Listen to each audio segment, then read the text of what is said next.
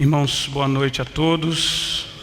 A graça e a paz de Jesus seja sobre a sua vida, seja sobre a minha vida. E agora é o momento da gente ouvir da Escritura, da gente ouvir da Palavra de Deus. E eu quero te convidar, nós continuamos no Sermão do Monte, e eu quero convidar você a abrir a sua Bíblia em Mateus, no Evangelho de Mateus, no capítulo 5. Hoje nós vamos falar sobre a lei e Cristo. E esse tema me foi muito desafiador. E vocês vão entender por quê. Cristo e a lei. Abra a sua Bíblia no Evangelho de Mateus, no capítulo 5. Nós pregamos esse texto hoje, agora no mês de agosto nós damos uma pausa, porque do domingo que vem até o último domingo de agosto, nós teremos todos os domingos pregadores, preletores de fora, e será bom ouvi-los também, são convidados da nossa igreja nesse momento de celebração. Mas nós vamos então dar uma pausa na exposição do Sermão do Monte, e hoje nesse texto do capítulo 5, que eu gostaria que você tivesse sua Bíblia aberta, que você aquietasse a sua alma, o seu coração, atento no que diz a palavra de Deus, a partir do versículo 17. Mateus, capítulo 5, versículo 17 ao versículo 19, ao versículo 20, perdão. Não penseis que vim revogar a lei ou os profetas. Não vim para revogar, eu vim para cumprir. Porque em verdade vos digo, até que o céu e a terra passem, nem um i ou um tio jamais passará da lei, até que tudo se cumpra. Aquele, pois, que violar um destes mandamentos, posto que dos menores, e assim ensinar aos homens, será considerado o mínimo no reino dos céus.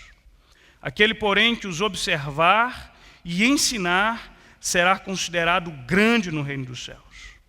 Porque em verdade vos digo, se a vossa justiça não excederem muito a dos escribas e fariseus, jamais entrarei no reino dos céus. Feche os seus olhos, vamos orar ao Senhor mais uma vez. Pai querido, Pai santo, esse momento é tão precioso para nós, esse momento é central para o nosso culto, porque esse é um momento em que nós abrimos a palavra revelada do Senhor. E quando nós abrimos essa palavra, a expectativa no nosso coração. Deus, essa palavra é viva, e a sua mesma palavra a descreve como viva, como cortante. Palavra que é eficaz, que separa juntas e medulas, que discerne os intentos do coração, porque essa é a palavra de Deus e por ti inspirada. A minha oração é que o Senhor nos abençoe e nos dê graça, que o Senhor, pelo teu Espírito Santo, nos abra os corações e os ouvidos para não só ouvirmos e entendermos, mas para agasalharmos na alma, de forma que essa palavra nos molde, nos mude, nos santifique, nos desperte, nos renove, nos console, nos transforme para a tua glória. Nós louvamos o teu nome e te adoramos por esse privilégio de aqui estarmos diante do Senhor. Fala o nosso coração em nome de Jesus. Assim nós rogamos e clamamos a ti, pelo sangue do teu Filho, por intermédio, pela mediação de teu Filho Jesus Cristo, é que nós o fazemos. Amém. Amém. Irmãos, nós há poucos domingos, há 2 domingos atrás, terminamos de falar das bem-aventuranças. E a gente disse repetidas vezes, e nós fomos enfáticos em ressaltar o fato de que as bem-aventuranças, elas delineiam o caráter cristão. Quem é o cristão? Como é que é o seu caráter? E aí, os versículos que se seguem após a descrição e a definição das bem-aventuranças, nós encontramos agora o desafio de que, para que eu e você, que temos esse caráter que pulsa, que parte, que transborda de um coração regenerado, nós temos um desafio. O desafio de manifestarmos esse caráter cristão na vida, no mundo, porque você é luz, porque você é sal. E quando as pessoas, quando o mundo, quando quem quer que estiver ao seu lado, olhar este caráter e olhar a concretização desse caráter nos menores detalhes da sua vida, na forma como você trabalha, na forma como você se relaciona com seu irmão, na forma como você é um marido, na forma como você cria os seus filhos, na forma como você gerencia as suas finanças, na forma como você abençoa o mundo à sua volta, esse mundo há de glorificar a Deus e dizer: há Deus nesse mundo. E agora nesses versículos é interessante a gente perceber que há uma espécie de transição aqui, porque Jesus vai partir para questões práticas da nossa vida cristã. Jesus vai falar, por exemplo, da nossa justiça, dar esmolas, o exercício da justiça, a relação com o próximo, o inimigo, amar, não odiar, a relação conjugal, enfim, Jesus vai descrever uma série de questões práticas aqui, bem práticas. Mas acontece que antes de Jesus fazê-lo, ele vai falar acerca da lei. Jesus vai nos chamar a atenção acerca da importância da lei de Deus. Porque a lei de Deus é a expressão do caráter de Deus. E é interessante que Jesus, quando a gente olha para os evangelhos, Jesus foi repetitivamente questionado por conta dessa lei. Porque costumava-se dizer que Jesus não respeitava essa lei, de que Jesus quebrasse esses mandamentos. E é interessante que quando você olha, especialmente para o Novo Testamento, você verá uma quantidade enorme de vezes em que Jesus é questionado, por exemplo, quando não lava as mãos antes de comer, e aí ele é questionado pelos ritos das lavagens rituais. O senhor come sem lavar as mãos e sem se purificar? Quando Jesus, por exemplo, curava no sábado, e aí então ele era questionado por isso: é lícito curar alguém no sábado? E enfim, Jesus era olhado com muita desconfiança por conta, especialmente, dos partidos judaicos ali, daquele tempo de Jesus. E então Jesus vai ressaltar como é que era a sua relação com essa lei. A lei de Deus é a expressão desse caráter de Deus. E aí então a gente se pergunta, e para mim e para você, como se dá a nossa relação com essa lei de Deus? Há uma relação entre a lei de Deus e nós no tempo de hoje? O cristão está sujeito à lei de Deus? Essas perguntas precisam ser feitas. Porque de um ponto de vista teológico, e aí prestem bem atenção nisso, irmãos, isso é muito comum nos nossos dias.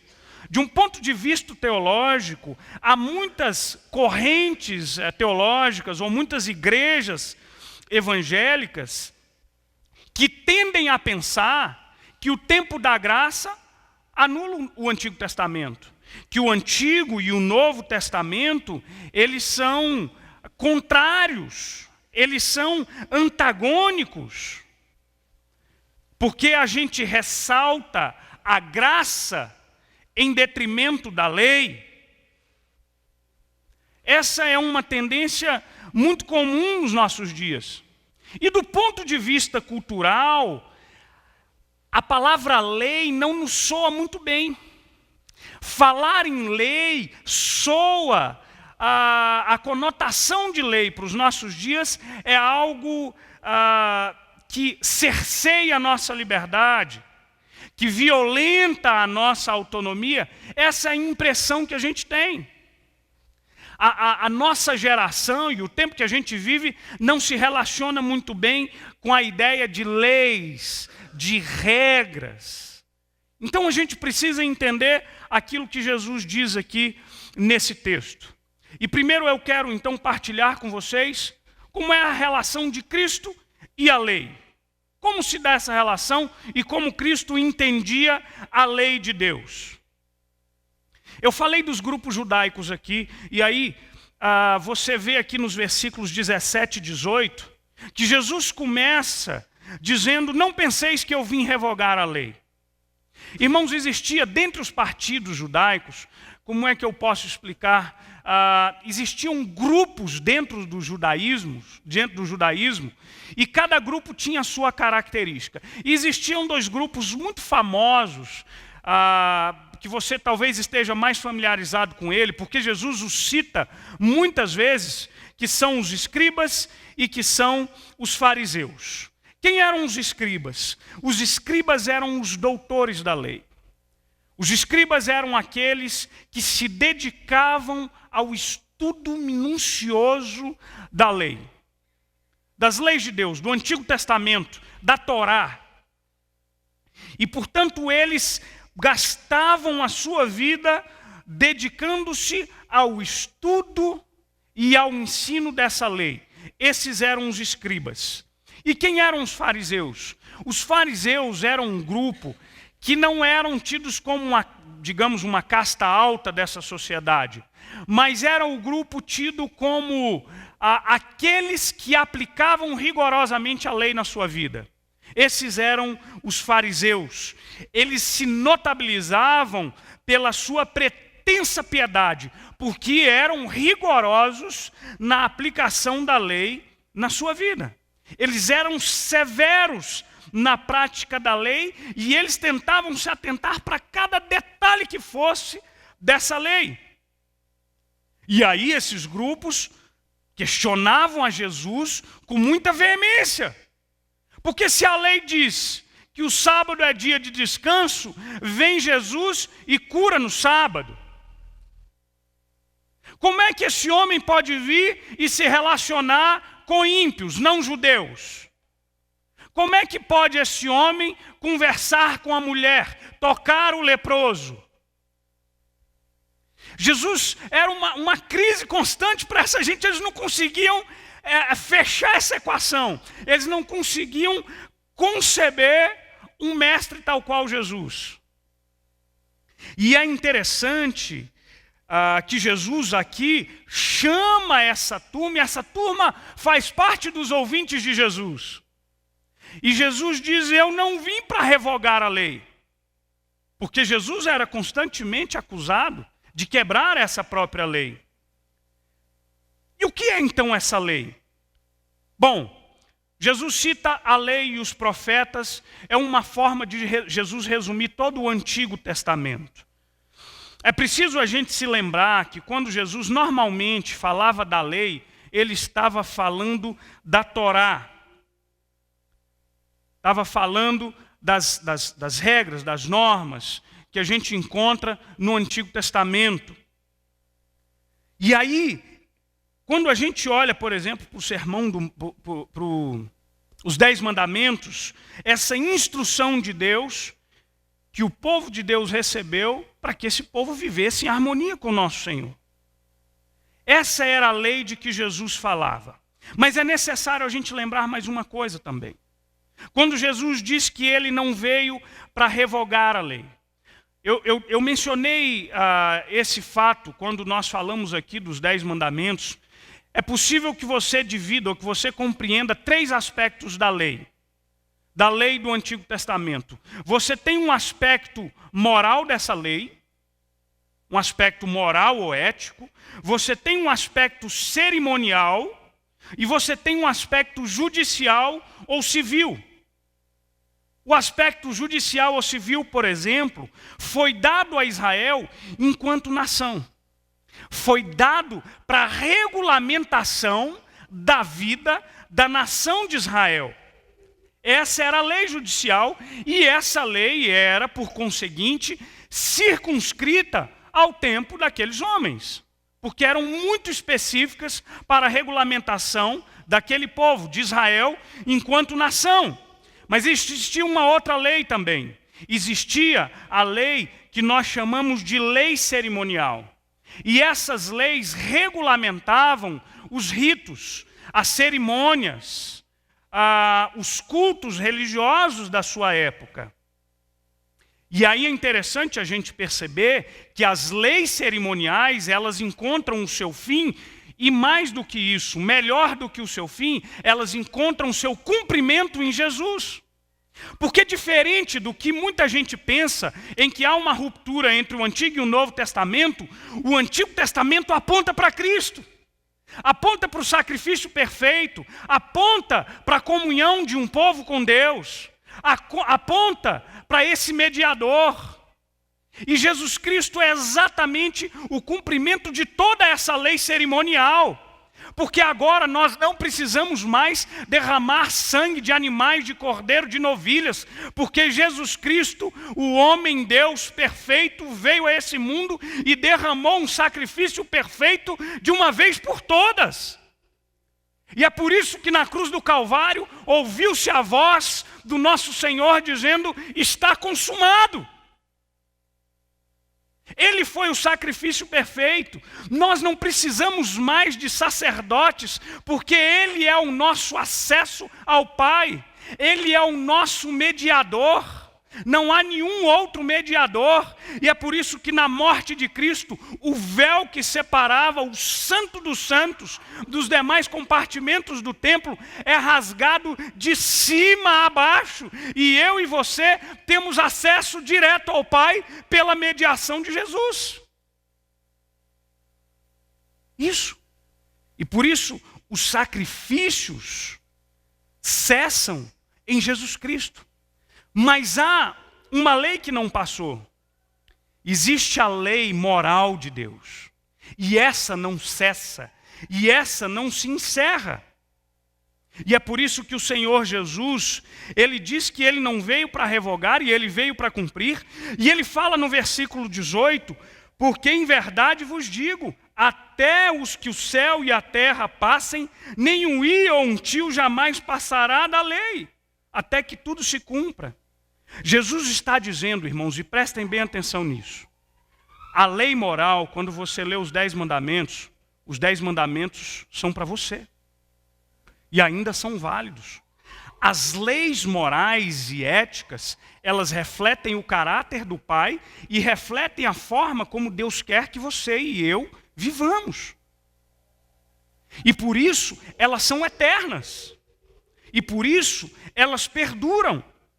Jesus usa uma ilustração interessante. Ele diz que nem um i, que é uma letra do alfabeto grego, é o iod, que é a menor letra do alfabeto grego, ela é pequenininha como uma vírgula, ou um tio.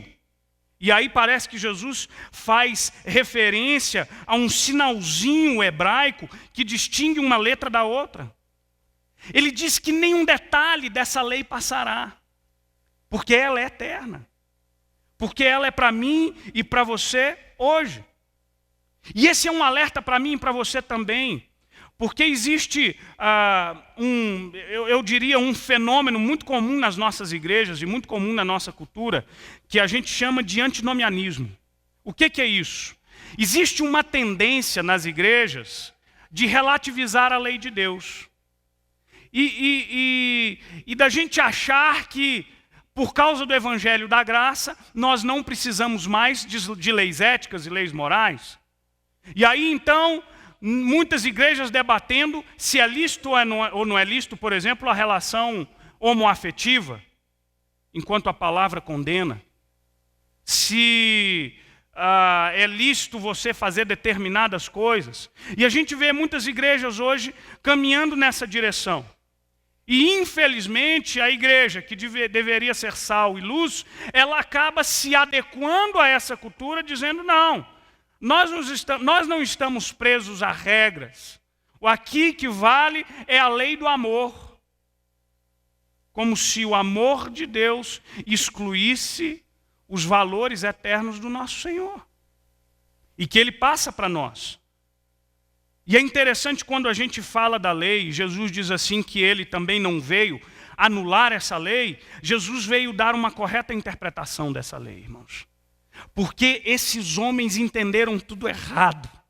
E eles faziam tudo errado. E Jesus chocava esses homens, quando Ele com autoridade, Ele dizia, em verdade eu vos digo. Em verdade eu vos digo. Ouvistes o que foi dito aos antigos? Eu vos digo agora isso, isso e isso. Jesus vem trazer para nós a correta compreensão da lei de Deus. Ele não vem anulá-la. Ele não vem deixá-la para trás. Ele vem cumpri-la. Ele vem dar a correta compreensão dessa lei. E Cristo veio para cumprir a lei e os profetas. Sabe por quê? Porque todo o Antigo Testamento, eu disse aqui, ele apontava para Jesus. Apontava para o Cordeiro de Deus. Apontava para aquele que não tinha formosura. Para aquele que sofreria na cruz do Calvário. Para aquele que sofreria por mim e por você.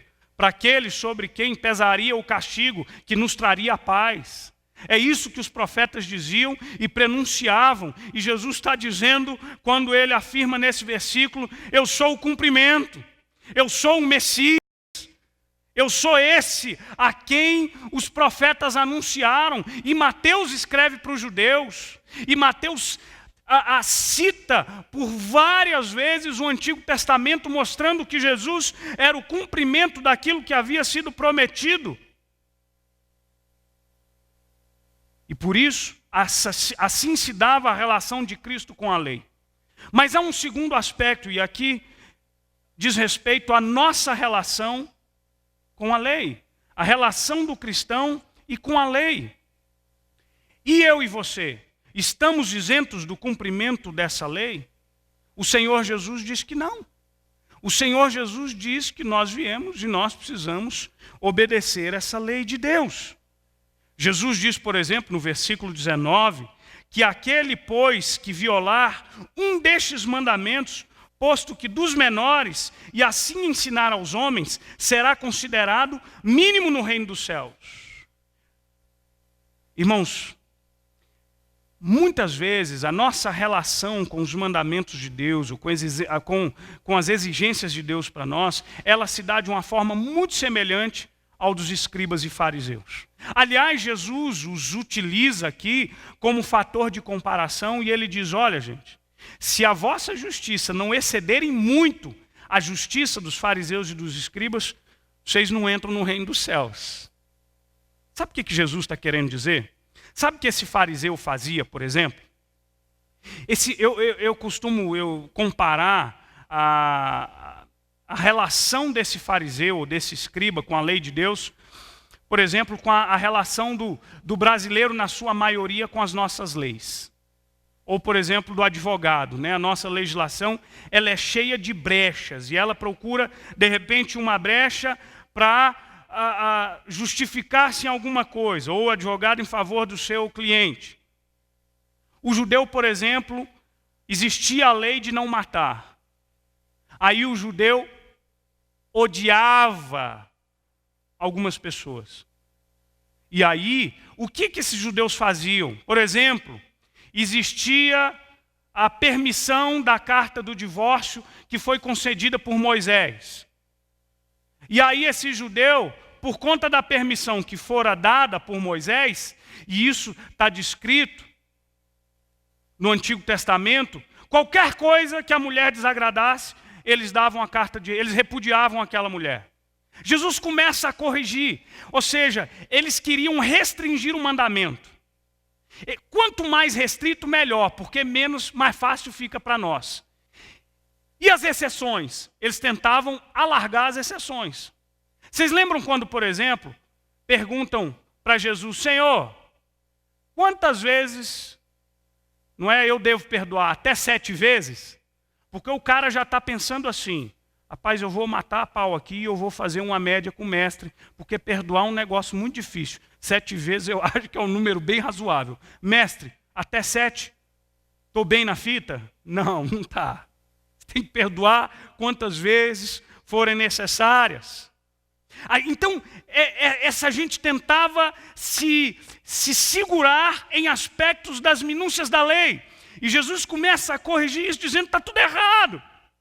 Está tudo errado, vocês não podem fazer assim. Sabe o que eu acho curioso? É que na nossa relação com Deus, com muita frequência, a gente faz isso também. A gente procura as brechinhas, não é verdade? Esses dias eu conversei com um amigo, ele me citou um exemplo que eu achei assim, tragicômico. Eu dei gargalhada, mas é trágico ao mesmo tempo. Nós temos aí as nossas hipocrisias, né? E então é o seguinte, ele tem um amigo cuja a mãe foi ensinada e cresceu nessas denominações muito rigorosas do ponto de vista dos usos e costumes, né? O cristianismo daquela mulher está muito baseado no cumprimento de usos e costumes.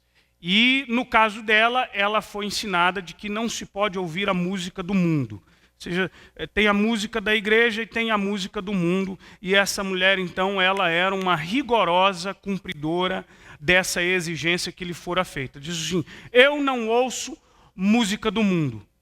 Mas esse rapaz me contava que, em contrapartida, ela adora as novelas. Mas ela ama as novelas. E eu pensei assim, mas a novela tem trilha sonora. Ele falou, ela sabe.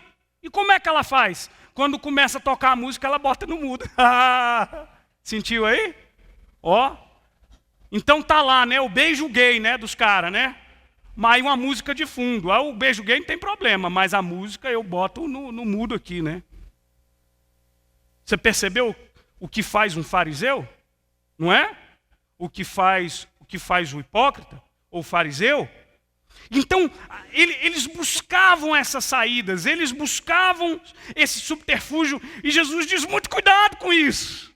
Muito cuidado com isso. Um outro alerta que a gente precisa entender, irmãos, e entendamos bem isso, é que a lei de Deus, quando ela é traduzida aqui no Novo Testamento, quando você lê a palavra lei, normalmente do Antigo Testamento a palavra que se usa é Torá. E antes da gente entender a Torá enquanto lei, o significado primário dela é instrução. Presta atenção nisso. Quando Deus coloca as suas leis, ou quando Deus, depois que aquele povo, ele é libertado da terra da escravidão, ele renova o seu pacto com aquele povo, ele dá para aquele povo os 10 mandamentos. Mas presta atenção, o que Deus está dando, sobretudo, são as instruções para esse povo. Instruções de um pai que ama o seu povo, redimido, e que chama esse povo para caminhar naquela direção. Essa é a essência da lei. Quando nós olhamos para a lei de Deus, nós precisamos entender que antes de olhar para um aspecto que é cerceador da nossa liberdade, há ali a instrução de um Deus que nos ama e nos chama e nos convida e nos convoca a andar de acordo com o querer dele. Há um aspecto relacional dessa lei. Mas quando essa lei ela é seguida como mera obediência de uma regra punitiva, a sua relação com ela, tão logo você tem uma chancinha, você vai burlar essa lei. Você vai romper com essa lei.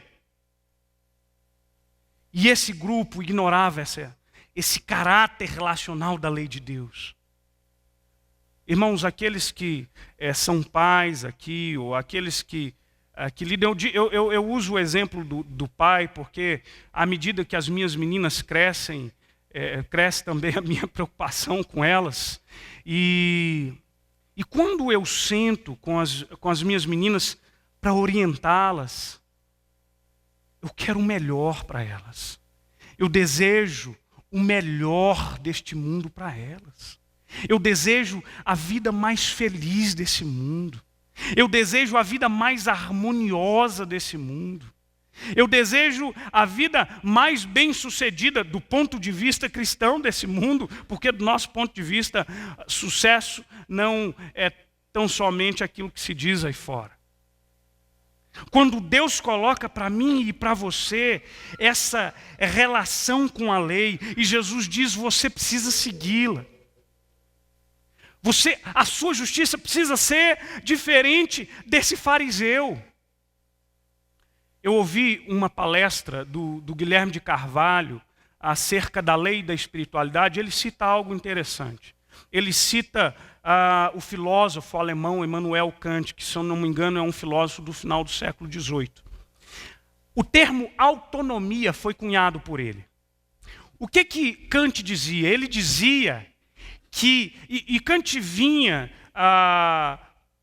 como na tendência dos filósofos da sua época, a procura da verdade através da razão. Como, por exemplo, foi René Descartes antes dele. Mas o fato é que ele dizia o seguinte, que o homem, para ser livre, ele precisa ter autonomia. E a concepção kantiana de autonomia é uma lei que parta de você mesmo, que parta da sua lucidez, nada que venha de fora, nada que seja heteronomia, que venha de fora para você. Dizia ele que essa lei, se ela não parte de você, se ela não é autonomia, você não é livre.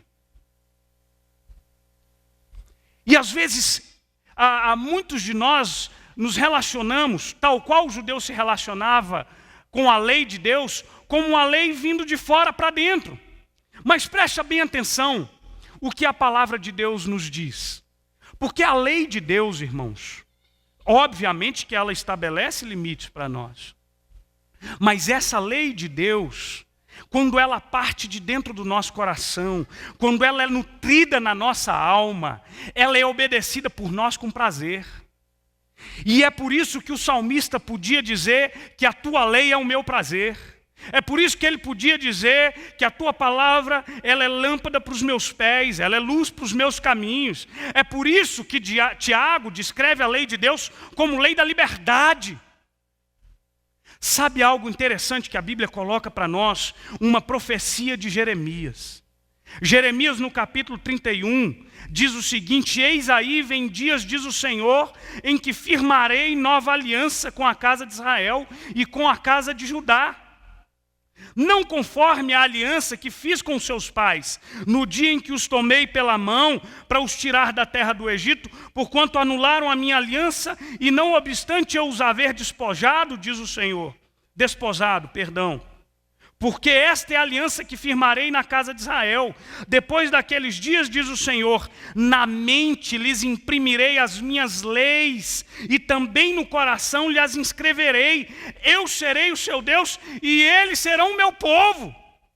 O que o Senhor está dizendo é que quando nós somos regenerados e transformados por Deus, a lei de Deus, ela não parte de fora para dentro, ela é impressa em nossos corações, porque a partir do nosso coração é que flui essa obediência e flui com prazer.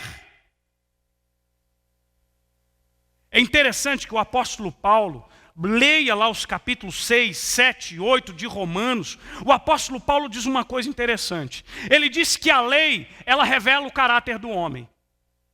Porque a lei revela o quanto eu ando fora dela. O quanto eu peco. Essa é a lei de Deus. A lei de Deus evidencia a minha carnalidade e ele, em tom de desespero, ora, miserável homem que sou. Eu quero obedecer e não obedeço. O bem que quero não faço, o mal que não quero, esse eu acabo cometendo.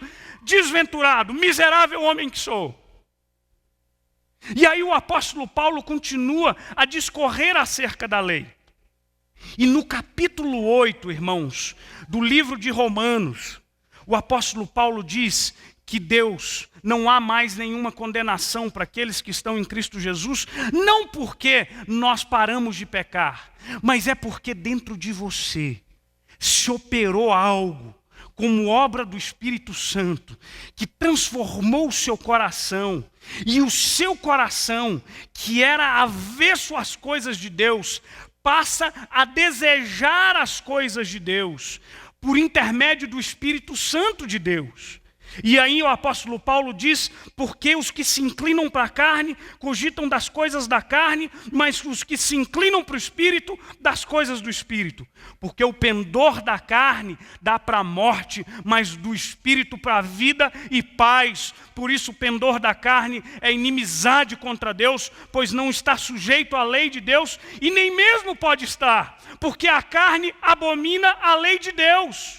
Mas diz o apóstolo Paulo, portanto, os que estão na carne não podem agradar a Deus. Vós, porém, irmãos, vocês, eu, o povo regenerado de Deus, vós, porém, não estáis na carne, mas no Espírito, se de fato o Espírito de Deus habita em vós.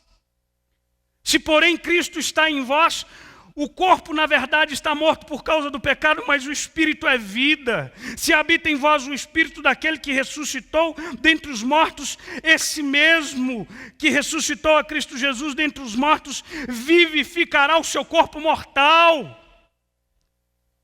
E ainda que resida em nós a natureza humana que pende para a carne, habita em nós o Espírito de Deus, que me faz ter prazer e anelar e ter alegria e júbilo e contentamento quando eu ando no caminho dele.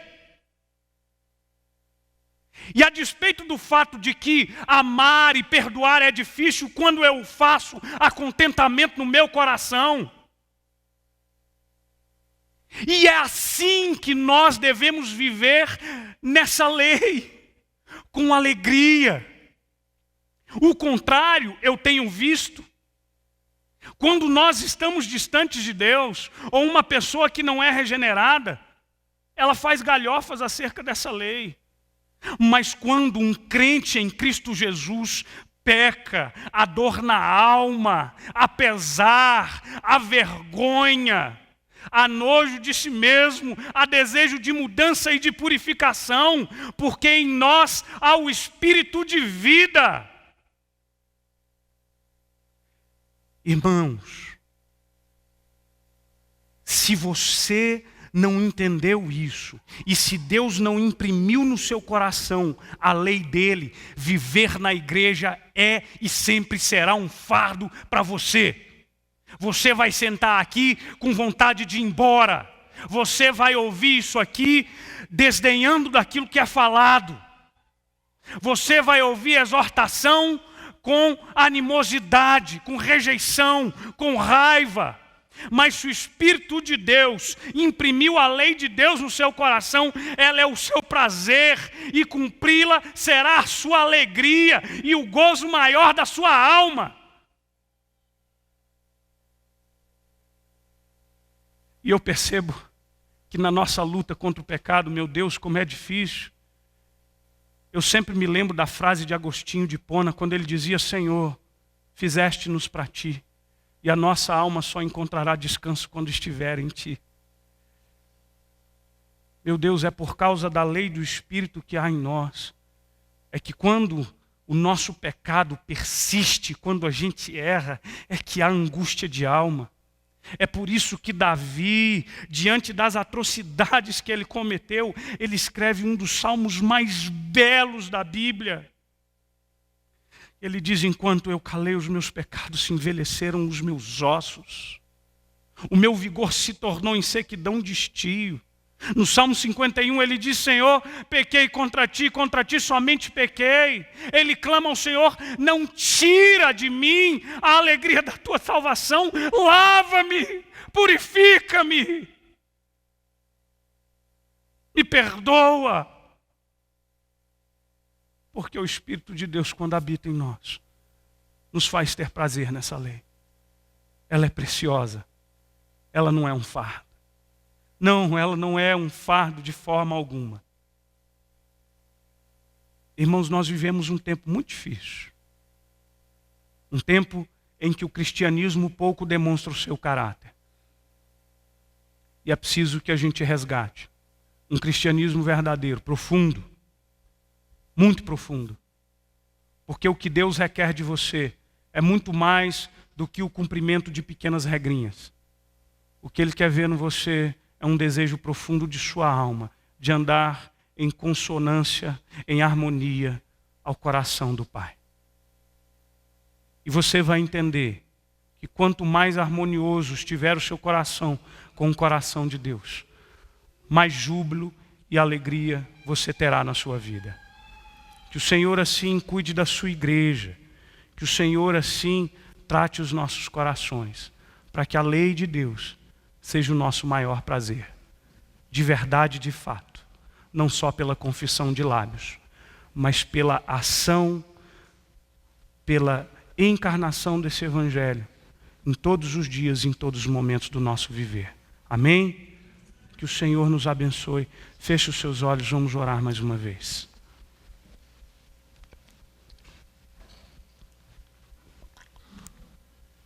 Senhor Deus e Pai, Deus, obrigado. Obrigado pela preciosidade da Tua lei. Obrigado pelo prazer que temos quando andamos na Tua vontade, quando cumprimos o Teu querer, louvado seja o Teu nome. Deus, obrigado por Tua graça, por Teu cuidado, por Teu amor sobre as nossas vidas.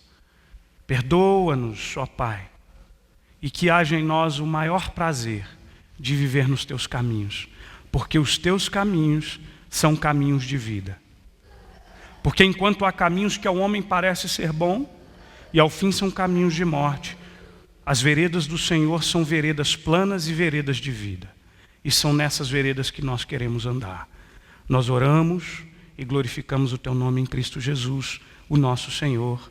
Amém e amém. Deus nos abençoe, irmãos, e o Senhor nos guarde e cuide de nós. Amém?